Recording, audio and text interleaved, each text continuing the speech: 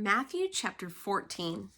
At that time, Herod the Tetrarch heard about the fame of Jesus, and he said to his servants, "This is John the Baptist. He has been raised from the dead. That is why these miraculous powers are at work in him." For Herod had seized John and bound him and put him in prison for the sake of Herodias, his brother Philip's wife, because John had been saying to him, "It's not lawful for you to have her." And though he wanted to put him to death, he feared the people, because they held him to be a prophet. But when Herod's birthday came, the daughter of Herodias danced before the company and pleased Herod, so that he promised with an oath to give her whatever she might ask. Prompted by her mother, she said, "Give me the head of John the Baptist here on a platter." And the king was sorry, but because of his oaths and his guests, he commanded it to be given. He sent and had John beheaded in the prison, and his head was brought on a platter and given to the girl, and she brought it to her mother. And his disciples came and took the body and buried it, and they went and told Jesus. Now when Jesus heard this, he withdrew from there in a boat to a desolate place by himself. But when the crowds heard it, they followed him on foot from the towns.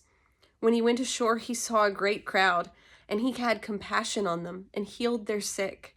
Now when it was evening, the disciples came to him and said, "This is a desolate place, and the day is now over. Send the crowds away to go into the villages and buy food for themselves." But Jesus said, "They need not go away. You give them something to eat." They said to him, "We have only 5 loaves here and 2 fish." And he said, "Bring them here to me."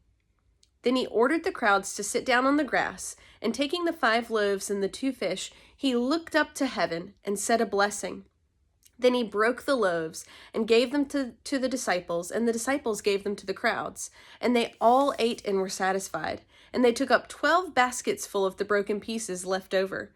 And those who ate were about 5,000 men, besides women and children. Immediately he made the disciples get into the boat and go before him to the other side while he dismissed the crowds. And after he had dismissed the crowds, he went up on the mountain by himself to pray. When evening came, he was there alone. But the boat by this time was a long way from the land, beaten by the waves, for the wind was against them. And in the 4th watch of the night he came to them, walking on the sea.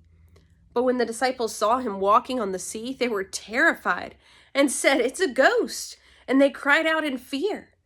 But immediately Jesus spoke to them, saying, "Take heart, it is I.